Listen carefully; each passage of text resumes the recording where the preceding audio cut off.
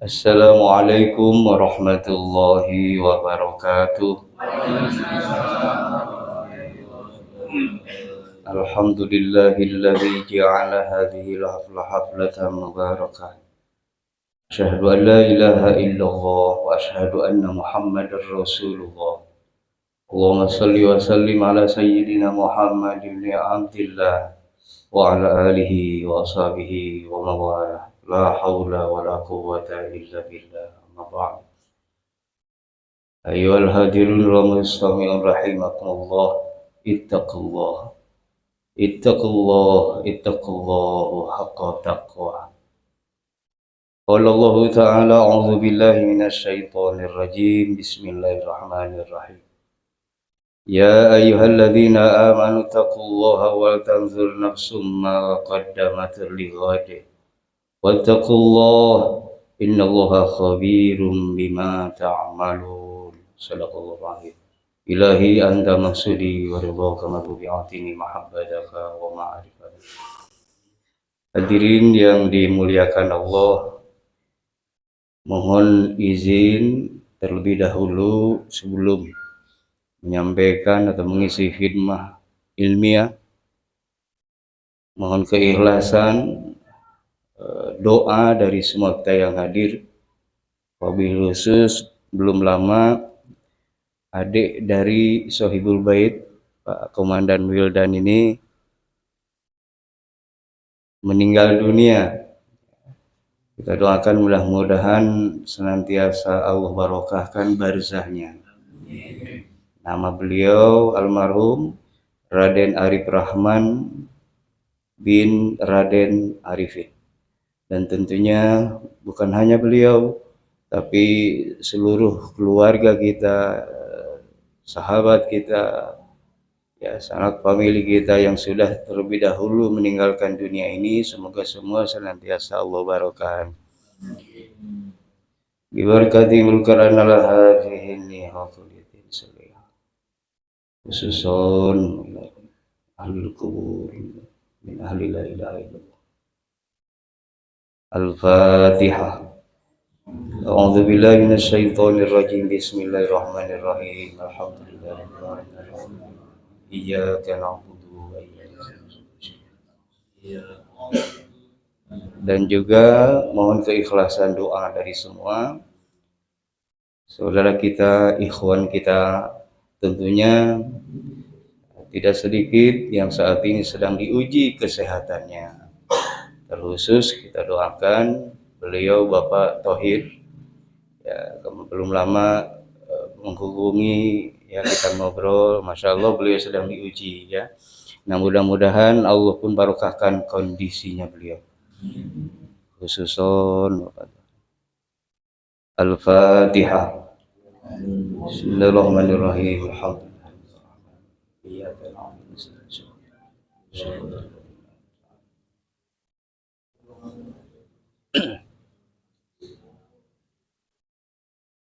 Hadirin yang dimuliakan Allah, ini sebelum saya lanjut, ini kan wilayah Bogor ya.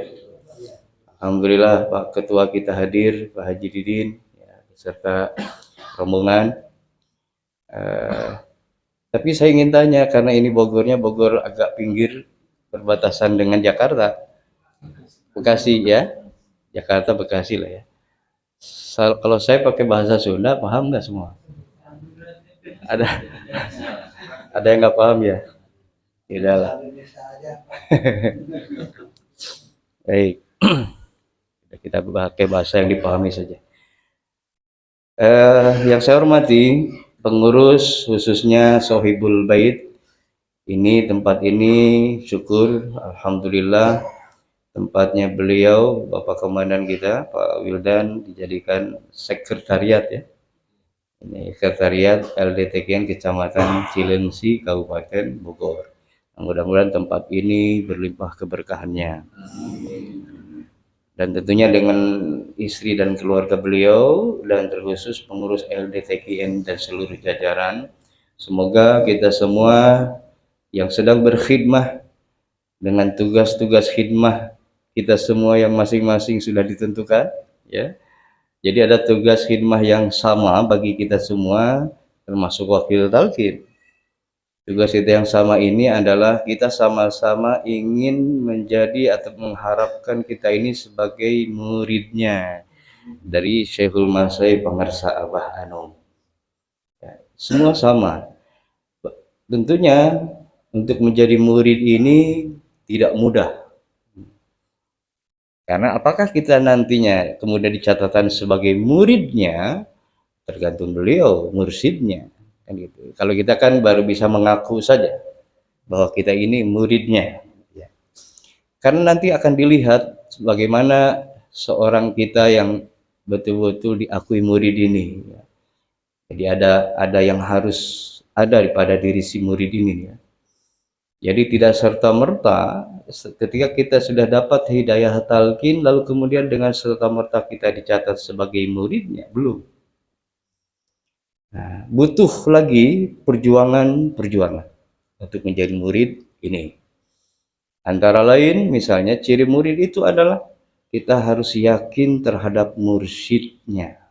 Setiap kita harus yakin siapa mursyidnya. Nah, kita semua sampai saat ini dengan keyakinan, berketetapan di dalam keyakinan bahwa mursyid kita, beliau Pangarsa Abah Anom, Syekh Ahmad Shahibul Wafa Tajul Arifin. Maka ketika masih tetap berkeyakinan itu, kita akan dicatatkan sebagai muridnya. Tapi belum utuh ini, murid ini. Belum. Karena ada syarat lain setelah kita yakin ini. Itu yang pertama. Nah, setelah kita masih dengan ketetapan keyakinan kita akan mursyid, maka yang kedua adalah kita harus ikut kepada ajaran beliau. Risalahnya beliau, pengajarannya beliau, yaitu pengajaran Thariqah Qadiriyah Naqsyabandiyah melalui pengajaran pokoknya zikir, khotaman, manaqib. Nah, kita jaga, kita amalkan, kita amankan, dan kita lestarikan dengan ikut. Jadi kalau itba itu tanpa ada penilaian, tanpa ada muatan, tanpa ada apapun. Ketika guru kita menyampaikan amalkan zikir khotaman manaqiban dengan jumlah-jumlah tertentu, atau dengan kadar-kadar tertentu, maka itu yang kita lakukan. Jangan lagi kita coba ini keliru, ini kurang, ini berlebih, jangan. Itu itba namanya. Ikut aja. Kalau guru memberikan tuntunan zikir 165, syukur kalau lebih. Kalau kurang kodok saja, nah itu yang kita lakukan. Lalu kita ngejar batasan mana lebihnya ini, ya, gitu kan. Jadi saking bersemangatnya, akhirnya kita pengen banyak ini ceritanya, tapi juga pengen tahu batasan, kan begitu ya. Jadi khawatir mungkin terlalu berlebih, gitu ya. Makna zikron kasiro yang termaktub di dalam Al-Quran, zikir yang banyak itu sesungguhnya zikir yang tidak terhitung sebetulnya. Kalau masih bisa dihitung dengan akal pikir kita manusia, sebetulnya kategorinya masih sedikit. Nah, sekarang hitungan kita mampu menghitung berapa? Setelah miliar apa? Triliun. Setelah triliun apa? Gitu ya. Sampai batas mana? Nah, kalau masih kita mampu menghitung, ada hitungannya, sebetulnya belum banyak. Karena zikir yang banyak adalah zikir yang sudah tidak ada hitungan. Abadan, abada. Jadi jangan pengen tahu batasan zikir yang banyak karena nggak ada batasan, gitu ya. Nah, itu dilakukan dengan sungguh-sungguh, dengan mujahadah. Jadi tidak sekedar mengamalkan asal mengamalkan saja. Yang penting terpenuhi angkanya sudah merasa cukup. Jangan berhenti di situ. Sungguh-sungguh itu tidak ditakar, diukur dengan angka sesungguhnya, tapi dengan kualitasnya, dengan nilainya. Mungkin kita sudah merasa zikir kita sudah istiqomah, dalam arti sudah memenuhi angka-angka itu di setiap waktunya. Lalu merasa pede, kita sudah mengamalkan sungguh-sungguh. Sebetulnya masih belum. Jadi kalau misalkan ada dan kita dan saya sendiri terkadang ada pikiran yang melintas, ada pikiran begini, ini zikir kita amalkan, sudah dicoba diusahakan sekemampuan memenuhi target angkanya, kan gitu ya. Tapi masih juga hambar, masih juga tidak ada dampak positifnya. Nah, berarti di situ bukan angka sesungguhnya, tapi angka menjadi penting untuk standarnya, gitu ya. Kalau di standar angkanya belum ketemu dengan faidah yang baik, asarnya yang berbuah, nah maka cari tahu, nanti akan ketemu. Cari tahunya jangan di orang lain, jangan minta diberitahukan orang lain, cari tahu sendiri, maka akan ketemu dengan sendiri, gitu ya. Oh ternyata saya baru di angkanya, karena setelah itu kita masih juga dalam dikirnya masih lalai-lalai juga, gitu. Akan ketahuan. Nah, maka mulai lagi dicoba bersungguh-sungguh agar angka-angka ini juga diikuti dengan nilai-nilainya, dengan kualitasnya tadi, ya. Jadi tidak aneh kalau kita ini sudah lama gitu ya, talqin ini diamalkannya sudah lama dan banyak, tapi seperti tidak ada perubahan yang signifikan, yang berpengaruh positif. Padahal jelas-jelas zikir ini menjadi kunci dari semua. Nah, dalam kehidupan, bukan hanya dunia tapi akhirat, zikir ini.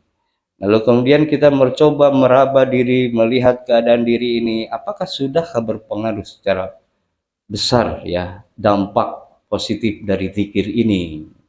Kalau belum, nah kembalikan ke kuncinya. Jangan-jangan kita masih mengamalkannya hanya sekedar mengamalkan, tidak bersungguh-sungguh. Nah, itu di dalam zikirnya. Lalu kemudian di khotama dan manakib pun seperti itu. Di zikir jahar kita sudah bersungguh-sungguh, lihat khotamannya. Apakah sudah bersungguh-sungguh di khotamannya? Sudah juga berkualitas khotamannya? Apakah di manakibnya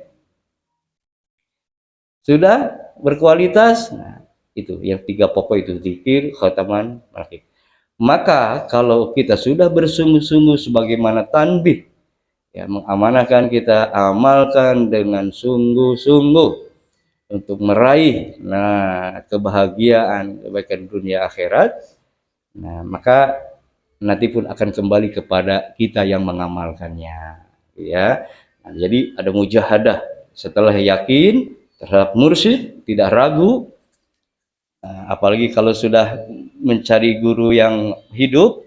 Nah, ini yang mencari guru hidup ini apa maksud gini? Apakah dia sudah menganggap selesai tugasnya mursyid pengersa abah ini? Gitu ya. Berarti kalau dia nyatakan tugas selesai lalu mencari guru baru, maka selesai pula lah keberkahan yang berlimpahnya sesungguhnya. Karena kita menganggap meyakininya seperti itu. Maka oleh karenanya kita harus cari mursyid yang hidup. Dan hidup yang dimanainya hidup seperti ini. Padahal hidup itu ada dua. Jadi kalau di bahasa Sunda itu ada hirup, ada hurip. Nah, berarti kan kalau hanya pemahamannya seperti itu, sesungguhnya sedang menunjukkan kedangkalan ilmu kita ini. Sempit, masih sempit pemahamannya sesungguhnya. Kalau masih berkutat di wilayah syariat zahir terlihat. Kan begini, kenapa sih orang-orang saudara kita menginikan? Ayo, ayo kita cari mursyid baru, mursyid yang hidup ini, karena mursyid kita sudah wafat. Gitu. Berarti kan zahir di matanya syariat seperti ini itu begitu penting melebihi yang lain. Supaya apa? Supaya kita enak curhatnya, bisa mendengar suara lembutnya. Kan begitu, yang diharapkan begitu tuh. Supaya kalau bertanya terdengar jawabannya dan semua kembali kepada jasad ini, jasmani ini. Kita lupakan dari sisi jasad yang terlihat ada ruhani yang tidak terlihat. Nah, kalau sudah berbicara pengajaran ruhani, maka jangan dipaksakan sama pemahamannya dengan pengajaran jasmani. Kan selalu kita mengatakan siraman jasmani, siraman rohani kan gitu. Berbeda, kalau jasmani ya dengan nasi, makan, minum. Apa rohani pakai nasi juga? Lalu oh enggak, pakai nasi juga, tapi nasi batin. Wah, udah dibikin lagi ceritanya. Jadi kadang-kadang kita senang dengan bermain apa simbol-simbol kata-kata, makna-makna dipelintir-pelintir untuk sekedar menutupi kekurangan, untuk sekedar menutupi kedangkalannya, gitu ya. Nah, maka bersyukur, berbahagia kita yang masih diberikan oleh Allah sekalipun ilmunya tidak seberapa, tapi mampu menjaga ilmunya ini. Karena yang terpenting dari ilmu itu mampu kita jaga, kita amalkan dan bermanfaat baik untuk dirinya terutama untuk di luar dirinya. Sekalipun hanya satu dua ilmu. Dibanding dengan kita diberi banyak ilmu tapi nggak bisa menjaga ilmunya. Malah ilmunya menjebak dirinya. Gara-gara merasa ilmunya banyak lalu kemudian nafsu mendorongnya untuk kamu itu banyak ilmu, kamu itu hebat itu. Nah, akhirnya pede di situ. Merasa saya yang paling bisa. Kalau sudah seperti itu ilmunya berarti ilmunya jadi hijab dirinya, celaka. Jadi nggak mudah amanah-amanah bagi ahli-ahli ilmu ini. Berat itu tanggung jawab para ahli ilmu ini. Tapi bersyukur ketika kita berlimpah ilmu, karena ilmu penting. Tapi tinggal bagaimana menjaga ilmu ini. Nah, begitu ya. Jadi Bapak Ibu jangan merasa berkecil hati ketika kita ini merasa diri seperti dibanding yang lain dari segi ilmu kita nggak seberapa misalnya ya. Atau kita mau dilihat lagi dari segi pendidikan kita pun misalnya nggak tinggi-tinggi amat misalnya. Nama kita pun nggak panjang seperti yang lain dengan gelar-gelar ini misalnya ya. Allah itu tidak melihat itu, tidak menjadikan ukuran bagi Allah. Yang dilihat oleh Allah adalah di antara kita adalah seberapa kolbu ini dan amal ini. Innallaha la yanzuru ila ajsamikum wala ila suwarikum walakinallaha yanzuru ila qulubikum wa amalikum. Jadi Allah nggak lihat ini sejubah yang saya pakai ini, kopiah ini nggak dilihat, nggak dijadikan patokan. Ketika kolbunya bermasalah, celakalah kita. Kan baginda Rasul sendiri yang menyatakan itu. Dalam dirimu ada segumpal daging, waspadalah. Kalau daging itu bermasalah, sakit, akan sakit semua. Kalau itu baik, sehat, akan membawa kebaikan dan sehat semua. Ala wahyal kolbu. Jadi kolbu yang sementara ini yang kita urusi terus saja zahir ini, jasmani ini. Sepertinya jasmani ini akan abadi selamanya. Itu lupa akan rohani di dalam diri jasmani ini yang justru akan meneruskan perjalanan setelah akhir dunia ini. Nah, kita sudah lama itu diabaikan, tersembunyikan ya, disembunyikan tentang perkara rohani ini. Nah, jadi bersyukur bagi kita semua yang sudah dapat hidayah talqin. Kenapa hidayah talqin? Karena memang hak Allah memberi hidayah itu, bukan siapapun. Karena kita di dalam beragama semua pilihan, tidak ada paksaan. Begitu ya, semua pilihan. Tinggal bagaimana cara kita memilih agar pilihannya tidak keliru, tidak salah. Ya, kalau di dalam berkeyakinan tidak sesat nantinya. Ya kalau di dalam syariat tidak menyalahi aturan syariat. Nah, gitu ya. Kalau kita sedang berjalan tidak salah petunjuk jalannya. Begitu dengan pilihan tadi. Baik. Jadi yakin, setelah yakin lalu amalkan, amankan, lestarikan. Jaga betul marwah guru, hifdul hurma. Jadi setelah menunjukkan keinginan yang luar biasa untuk bersungguh-sungguh mengamalkan, plus juga kita harus mampu menjaga marwah guru, hifdul hurma, menjaga kehormatan guru. Apa maksud kehormatan guru ini? Misalnya kita ini mengamalkan dzikir. Dzikir ini diajarkan, ditalkinkan oleh Syekh Mursyid. Siapa? Pangarsa Abah Anom. Di mana? Di pesantren Suryalaya. Orang tahu. Nah, gitu kan. Lalu gara-gara kita mengamalkannya ya sekedarnya saja, sehingga apa yang diharapkan dari pengajaran ini tidak terlahir dari diri, yang ada adalah fitnah-fitnah, kemadaratan-kemadaratan, kejelekan-kejelekan. Akhirnya orang akan mengatakan, ini katanya muridnya Abah Anom, ini katanya orang Suryalaya, kok begitu? Nah, hati-hati itu, ada kalimat begitu. Berarti kita tidak bisa menjaga diri, marwah guru. Gitu ya. Tapi kalau dampaknya tidak langsung ke guru, hanya untuk diri, itu lain soal. Karena namanya kita selalu saja mesti. Tapi ketika sudah bicaranya guru, nah ini harus dijaga. Karena walau bagaimana perjalanan kita untuk menuju sampai usul pada Allah, kita ini perlu wasilah mereka-mereka, para siddiqin, ya, para ahli-ahli, para ulama, ya, yang betul-betul warasatul anbiya. Jadi butuh barokah, karomah. Nggak bisa sendiri untuk sampai menuju Allah itu dengan kemampuan sendiri. Nah, tapi kita butuh wasilah yang mengantarkan, yang membantu memperjalankan, yang mendorong untuk percepatan. Beliaulah mursyid ya di dalam thariqah ini. Jadi pentingnya bermursyid itu tuh begitu, supaya kita berjalannya tidak sendiri dan betul-betul diarahkan, dibukakan jalannya, ditunjukkan kamu jalan ke arah sana. Itu mursyid. Tuh cara jalannya, perhatikan. Nah, dijelaskan cara jalannya. Kamu nanti kalau di jalan jangan lihat kiri kanan. Sekiranya ada yang perlu tengok, tengoklah sebentar, tapi jangan menghambat perjalanannya, kan begitu ya.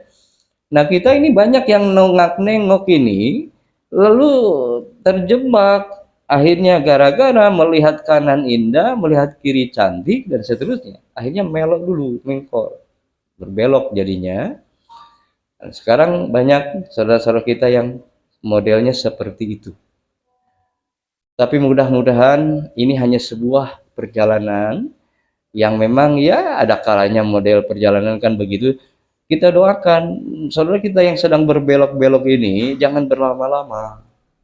Yuk kembali, kita kembali jalan jalur yang sudah dibukakan, ditunjukkan oleh guru kita ini. Kita bareng lagi jalan bersama. Nah gitu. Tapi sudah diingatkan masih juga senang dengan lihat pemandangan di sebelah kanannya, di kirinya. Ya sudah, kita nggak usah lagi dipaksakan. Paling kita mengingatkan, karena kita tahu kalau ke arah kanan itu, ke ujungnya itu di depannya nggak jauh dari tempat itu ada jurang dalam. Kita ingatkan saja, jangan sampai nanti dia lompat ke jurang lalu mati di sana. Ingatkan saja. Lalu sebelah kiri kita tahu ada sungai misalnya atau ada binatang buas, kita sampaikan. Silahkan, karena diingatkan sudah, tapi juga masih dengan senang dengan keadaannya, sudah kita ingatkan, hati-hati saja, di situ banyak binatang buas. Sudah, kita berjalan. Nah, ini keadaan-keadaan ini yang perlu kita lihat nih, fenomena-fenomena yang terjadi saat ini. Masya Allah, ujian-ujian semua bagi kita. Yang penting selagi kita mampu, kita sampaikan, mampu kita ingatkan. Tapi setelah itu semua nggak mampu juga dilakukan, terakhir adalah doa. Kita doakan, ya. Jadi jangan juga, karena mereka kan tetap saudara kita, begitu ya. Kita doakan saja. Karena pada akhirnya pun kita pun belum tentu perjalanan kita ini seperti apa. Apa kita berjalan dengan benar, sesuai yang hak misalnya, kecuali Allah sendirilah yang tahu, yang menerima dan seterusnya melalui guru mursyid tadi. Jadi kita bersyukur ada guru mursyid yang memperjalankan, yang membimbingkan, yang mempertanggungjawabkan. Bahkan Sultan Aulia tanggung jawab terhadap muridnya kan Masya Allah luar biasa. Tadi di Manqobah 40 itu. Jadi dikasih buku besar, buku induk murid sampai hari kiamat kan. Nah, karena memang dijanjikan Allah, maka beliau nanti akan berdiri di depan jahanam gitu. Barangkali ada muridnya yang dimasukkan ke neraka. Sampai begitu pertanggungjawaban beliau terhadap muridnya. Itu ya. Barang siapa yang mahabbah kepadaku, kan itu hanya sedikit saja yang ya. Barang siapa yang mahabbah kepadaku, maka beliau ketika muridku di masyrik, aku di maghrib, terbuka aurat, aku akan tutupi aurat muridku. Gitu. Ketika tersingkap aibnya, kan gitu ya, kesalahan kelalaiannya, dan dia muridku, aku akan tutupi. Karena Allah sudah berjanji kepadaku begitu. Sebegitunya hadirin ya. Makanya kita pentingnya bertoriko ini supaya itu kita ini ingin diaku murid gitu. Ya. Dan hanya dua saja di Suryalaya ini. Yang satu guru yang disebut guru mursyid, yang satunya murid. Hanya dua itu aja, nggak ada yang lain. Gitu ya. Semua kita ini murid, gurunya beliau pengersa Abah. Adapun hal lain seperti wakil talqin, mubalik, pengurus, itu hanya tugas-tugas tambahan. Begitu ya, nggak ada, hanya dua itulah, guru, murid. Kita semua murid. Gitu ya. Ada salah seorang wakil talqin, beliau wakil talqin sepuh dan masya Allah ilmunya pun ya, beliau ini santrennya pun santrinya sudah ribuan. Saya pernah berjumpa silaturahim dan dapat ilmu dari beliau, dapat pencerahan. Kata beliau begini, kita ini jangan sungkan, karena ada beberapa orang karena menghormati ya beliau, karena kesepuhan, beliau seorang sesepuh, dari sisi usia pun sudah sepuh, ilmunya juga ini. Akhirnya kami seperti sungkan mungkin dilihatnya beliau. Lalu aku mencairkan suasana, kata beliau, nggak usah sungkan, kita ini sama-sama murid Abah katanya. Akhirnya udah mulai itu nggak, agak enak digituin gitu ya. Nah, terus akhirnya dia bercerita, berkisah gitu kan. Sampai pada beliau menyatakan pernyataan seperti ini. Seorang murid, kita ini semua murid, ya, katanya, kata beliau, murid dari pengarsa Abah Ano. Seorang murid itu harus itba terhadap guru, apapun, kata beliau, ya. Lalu karena mungkin beliau mendengar info-info macam-macam keadaan fenomena ikhwan kita ini, yang inilah mempermasalahkan itulah dan seterusnya, sampai beliau yang disampaikan, yang orang masih juga mempermasalahkan tentang amalia. Nah, itu ya. Ya, kata ini salah nih dibacanya, harusnya ini. Yang satu lagi ini bacaan penulisannya berbeda, harusnya seperti macam-macam di situ. Beliau apa yang disampaikan, dan saya pun nggak nyangka beliau akan menyampaikan itu. Karena yang saya lihat sosok beliau ya ahli ilmu, ya juga usianya juga ini, dan pondoknya pun santrinya banyak. Jadi, kata beliau, kalau urusan guru, kata beliau, saya pribadi, no, sampai begitu menegaskan, apapun yang disampaikan guru, apapun yang diajarkan guru, apapun yang dituliskan guru, maka itu yang saya lakukan. Sekalipun menurut, kata beliau, menurut keilmuan misalnya, kaidah ilmu ya, yang mungkin kita dapatkan di pondok pesantren yang dimanapun, secara kaidah ilmu ini salah, kata beliau ya, saya akan tetap mengamalkan apa yang sudah diajarkan, disampaikan, dituntunkan di tulisan guru, sampai begitu. Padahal beliau ahli ilmu. Harusnya seorang ahli ilmu kan nggak begitu. Harusnya, ini ada yang, kalaupun nggak menyalahkan, ini ada yang kurang sempurna misalnya. Ada saja pasti. Kalau dari sisi keilmuan ya, misalnya ketika melihat begitu, maka dia akan punya dorongan seorang ahli ilmu itu untuk meluruskannya. Mesti gitu. Ahli ilmu itu begitu. Karena ini untuk kepentingan ilmu. Tapi kenapa beliau dengan lisannya enteng saja menyampaikan, kalau saya pribadi, dia nggak ngajak kita semua untuk sama-sama ikut dia memahaminya ya. Cuma dia tegaskan, bagi saya pribadi, kata beliau, apapun yang sudah guru tuliskan, termasuk Uqudul Juman ini. Nah, kata saya, karena memang banyak ini tentang Uqudul Juman kan, gitu.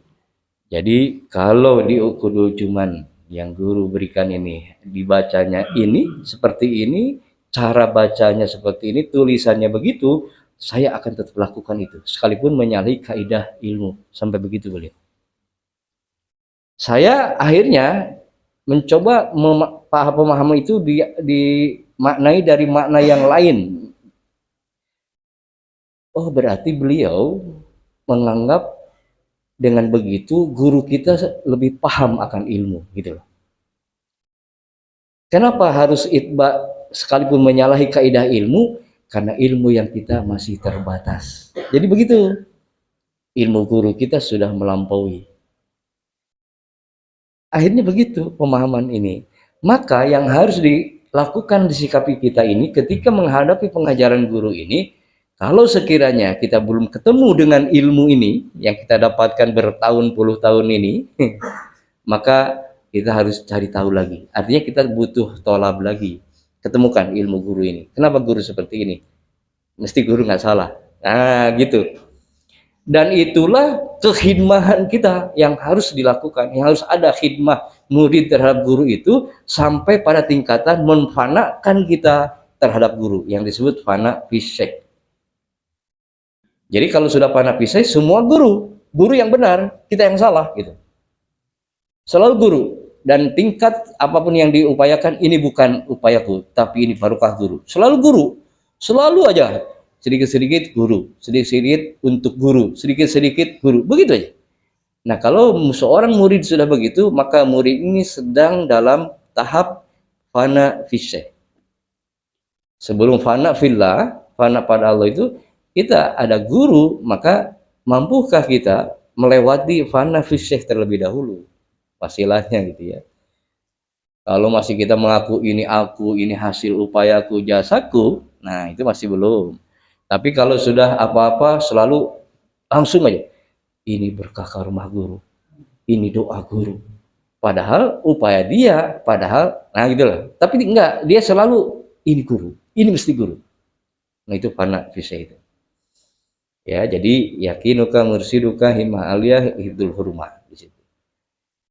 Nah, baru nanti setelah itu dengan bimbingan guru, ketika muridnya ada kekurangan, maka guru yang akan menyempurnakan, yang akan menutupi lubang-lubangnya gitu ya. Kalau murid sudah seperti itu, yang tadi di Mankoba, muridku di Masyrik, aku di Maghrib, timur dan barat ujung kan, kutub selatan, kutub utara kira begitu. Kalau terlihat auratnya, dia melakukan kesalahan kelalaian, karena dia muridku, akulah. Sampaikan beliau seperti dialog yang menantang malaikat Mungkar Nakir ya di Manqobah yang lain. Malaikat kan itu. Muridku ini nggak tahu apa-apa, yang tahunya cuma aku. Sekarang tanya aku aja, biar aku yang jawab. Sampai segitunya tuh. Ya. Jadi kenapa? Karena mahabbahnya terhadap guru. Nah maka karena itu pun yang dimintakan kita di dalam munajat ilahi anta maksudi, kan di ujungnya a'atini mahabbah, yang kita mintakan mahabbah. Maka cinta ini harus lahir pada diri. Bagaimana mahabbah ini kita terhadap guru ini. Nah setelah mahabbah, nanti mahabbah ini, cinta ini akan mendorong kita melakukan khidmah. Jadi kalau khidmah lebih kepada perilaku melayani, menjadi pelayan guru. Apa yang bisa kita inikan untuk guru, selalu tadi gitu ya. Nah baru nanti akan dimasukkanlah kepada catatan murid. Nah maka nanti akan kembali dirasakan kepada setiap muridnya bagaimana asar dari perjalanan ajaran ini, pikir ini gitu. Kembali ketika bersungguh-sungguh, maka dia akan sungguh-sungguh mendapatkan limpahan-limpahan. Jadi seperti itu. Nah jadi itulah hadirin khidmah ilmiah, karena di dalam khidmah ilmiah seyogianya memang yang disampaikan adalah lebih kepada bagaimana menguatkan amaliyah kita, bagaimana menguatkan keyakinan kita, bagaimana kita juga menjadi tetap bersemangat di dalam mengamalkan. Silakan ilmu-ilmu kita sampaikan yang maha luas ini, tapi ketika ilmu itu disampaikan, kuatkan, arahkan ilmu-ilmu ini untuk penguatan kualitas kita. Jadi untuk meningkatkan kualitas diri kita.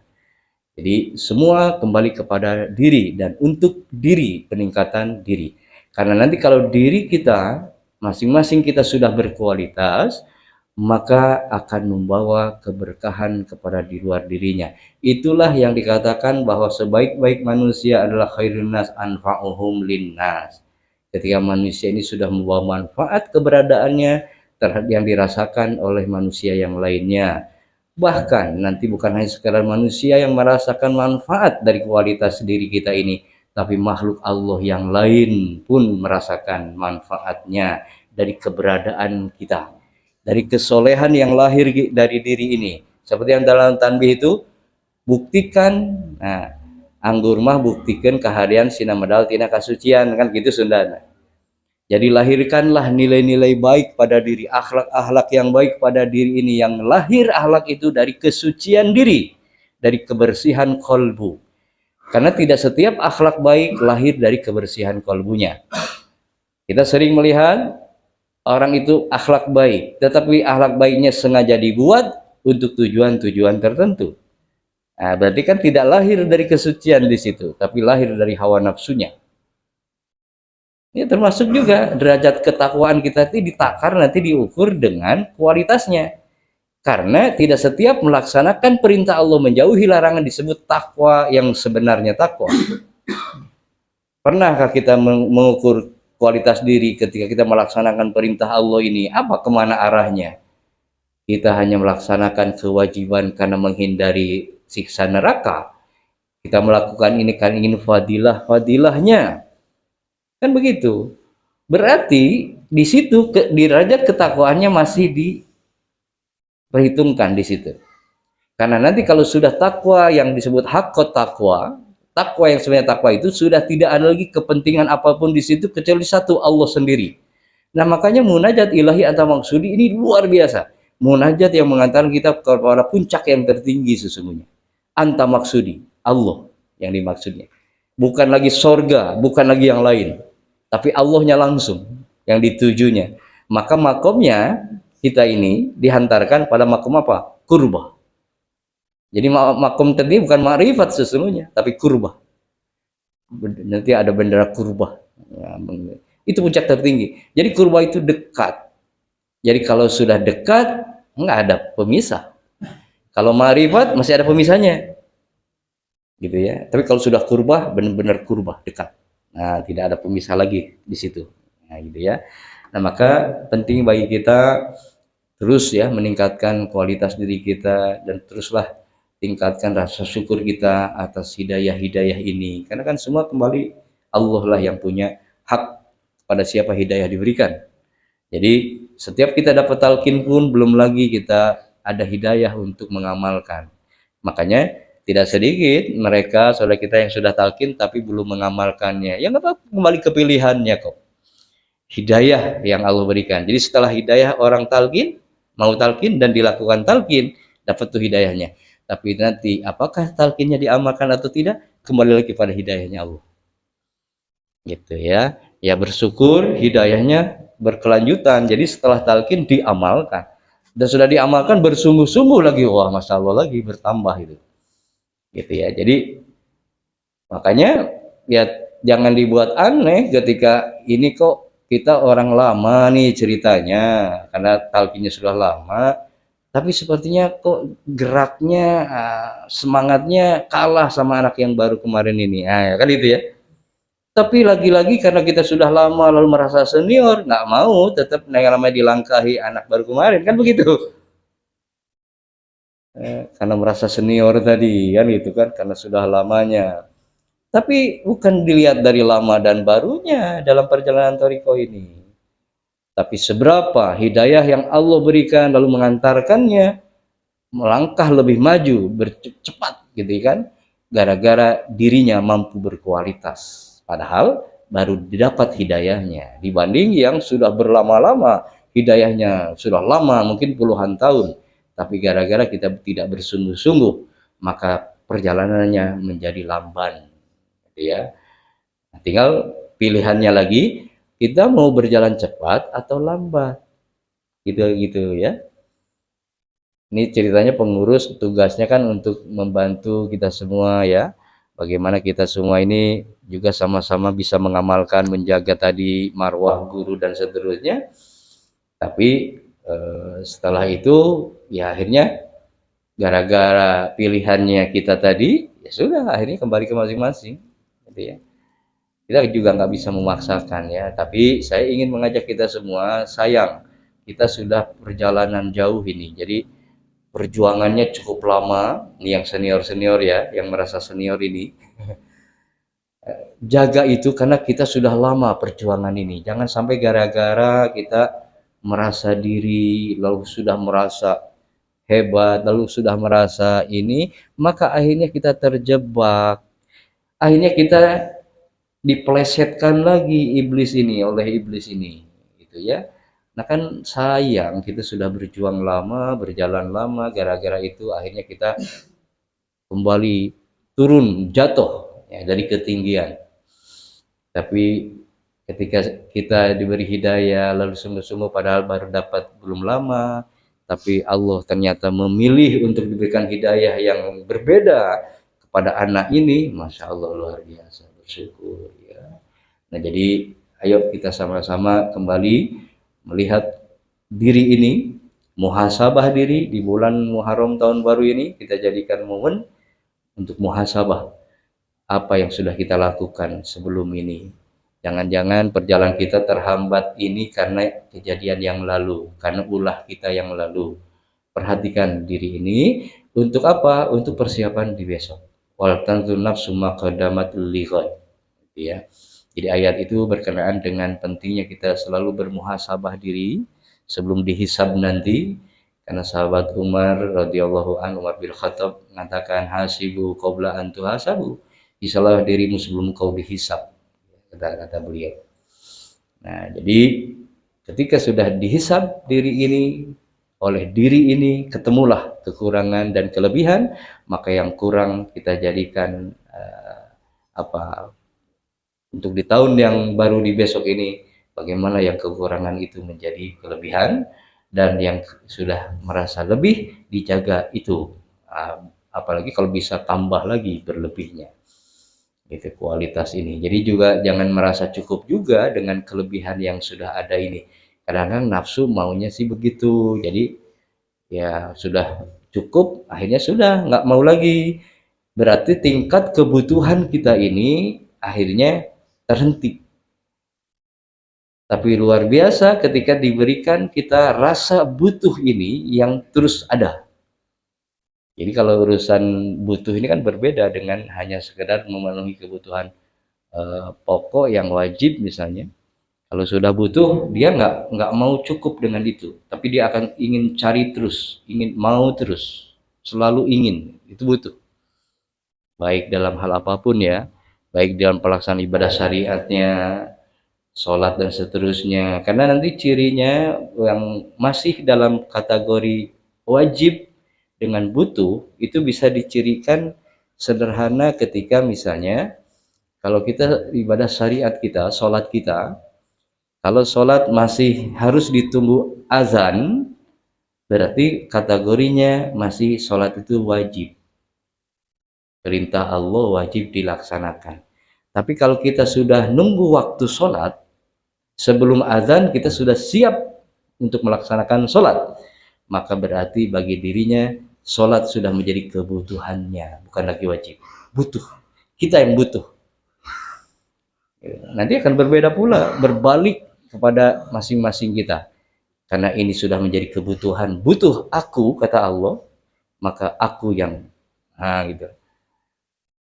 Jadi kalau yang masih wajib seperti ini derajatnya, tapi kalau yang butuh melewati batas wajib. Nah begitupun kita di dalam amaliyah ini. Kalau zikir sudah merasa ya berhenti lagi enak-enaknya, saya kalau lagi pengen terus nih zikir, nah itu sudah ada di situ butuhnya, karena ada nggak yang ngeganjel kalau sedikit itu zikir. Sama juga khotaman, yang tadinya seminggu sekali dia pengen lanjut, wah pengen terus nih khotaman sekalipun tiga kali, jadi seminggu 2 kali. dia masih mau, nggak mau, kurang lagi seminggu 3 kali sampai tiap hari khotamah. Nah, berarti kalau kita sudah ada itu, upaya itu ada, berarti sudah ada masuk kepada butuh jadinya. Nah, kalau misalnya manakib pun sama. Tapi kalau kita selalu mengambil gara-gara ada rukhsah dari guru, kebijakan, dikir kalau nggak mampu boleh 3 kali. Nah, gara-gara itu kita ambil 3 kali. Gitu ya, gara-gara ada kebijakan begitu, akhirnya kita ambil, udah kata guru juga cukup kok seminggu 2 kali, khotaman Senin Kamis. Sudah, nggak mau lanjut, nggak mau pengen berlebih, ya sudah, karena maunya begitu, Allah pun cukup di situ nanti memberikannya. Kan kembali kepada kita ini. Kalau kita pengen berlebih, lebihkan ibadahnya. Kalau ingin banyak, banyakin ibadahnya. Begitu, seperti itu. Jangan minta banyak ibadahnya, cuma sedikit saja. Gitu. Jadi Allah nggak lihat nih, oh, karena ini senior, ini junior. Ah, udah dibedain tuh karena senior junior. Enggak, Allah nggak lihat begitunya. Gitu ya. Ini kadang hati-hati ya dengan jebakan godaan-godaan kita di kesenioran ini. Jangan karena merasa senior lalu akhirnya nggak mau manut apa yang sudah digariskan oleh pusat ini, oleh Suryalaya misalkan, ya, karena sudah merasa senior, nggak mau, seperti nggak mau diatur, maunya gimana dia misalnya. Nah, maka ingatkan, mari kita sama-sama mengingatkan ya kita semua, karena tugas kita adalah nanti watawassaw bil haq watawassaw bis sabr, saling mewasiatkan, saling mengingatkan. Baik, itu saja hadirin, mudah-mudahan ada manfaat khusus untuk saya pribadi, umum untuk kita semua. Dan setelah ini kita lanjutkan talqin dzikir. Katanya ada orang, ada siapa yang mau talqin ya, tapi yang sudah pun boleh mengikuti kembali dengan niat tajdid, ya, untuk mengasah kembali, membuat kembali bersemangat baru, mengasah, memantapkan lagi. Demikian, hadanallahu wa iyyakum ajmain, wallahul muwaffiq. Assalamualaikum warahmatullahi wabarakatuh.